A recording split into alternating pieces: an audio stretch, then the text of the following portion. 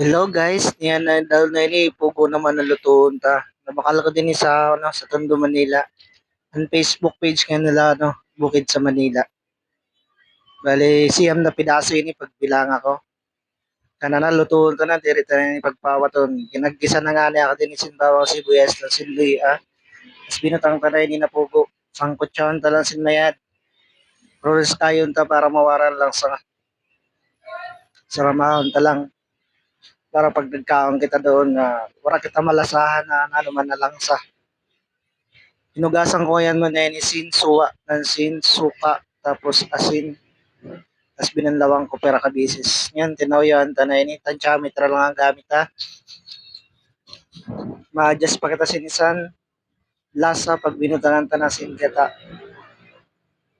Yan, halo-haloon ta lang guys, para masarama sin tawyo. May mga bunay pa kaya ni guys nakaupod, kaya lang gawarara pag hugasit ko. Gakluban ta na ini para magkaladkad tulos. Pagkaladkad nga ni binutangan ta ni tanglad para sa dagdag na aroma. Yan, makalipas ang pira na minuto, mga na yung itsura. Dahil nga ni, nagmaramara na ini, butangan ta na singgata. Kaya mga yan panigurado. Yan, binutangan ta na nga ni singgata, nandinis kay ta naman para masarama siya. Wala tagplatikon ta lang ini kay butangan ta pa yung sili, suwa, na ugbusan sili. Yan, siling labuyo, suwa, para sa panali lang sa. Tapos, daon sa sili para sa dagdag na aroma. Para naman medyo masarap ang pagkaon pa. Yung binutang ko na nga ni dinandaan sa sili. Pagluya sini, binutang ko na ang suwa. Tapos, sinunod ko naman ang labuyo.